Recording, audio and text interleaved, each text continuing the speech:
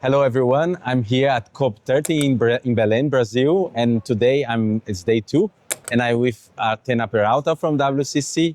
So, Athena, I know that churches have been reflecting on AI and how we use that, combining with the climate concerns related to that. So, can you share a little bit the process, what we have done, I think in August in Korea, so that we can tell the churches that this is also something that we are developing together?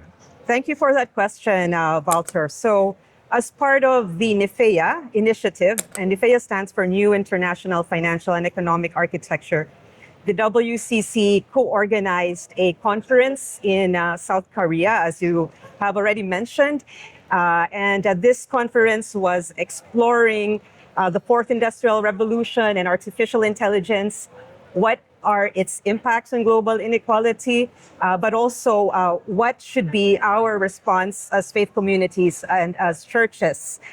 And this conference also produced a theological communique reflecting on what should be our response as churches, but also it developed calls to churches, as well as calls addressed to government and calls addressed to the tech industry.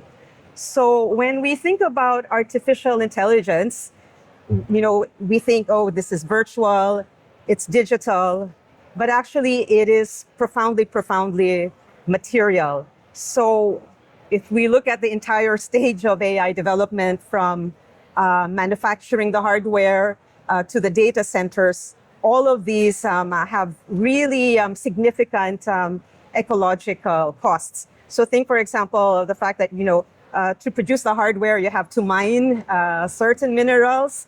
And this mining is obviously done in ecologically destructive ways, but also in exploitative ways, sometimes involving child labor. And then if you look at the data centers the AI the cities of computers. Exactly, the cities of computers, which are being built different parts of the world, and usually also in parts which are already water stressed. If you look at these data centers, they require massive energy, massive electricity. And as you can imagine, if this is based on fossil fuels, it will also increase greenhouse gas emissions. But also, they require a lot of water for cooling. Cool down the systems, yes. Exactly. And they also take up a lot of land. And so all of this puts additional environmental stresses. And so, as faith communities and as churches, we have to look at artificial intelligence also from an ecological justice perspective. Yeah. Do you have anything that you could say to people that is not here? That of course there is also the dimension of prayer that is also connected to our identity. So what would you say for people that is at home? Thank you. So friends, dear brothers and sisters, we ask that you continue to pray for our ecumenical delegation here at COP30. We need your prayers, we need your support.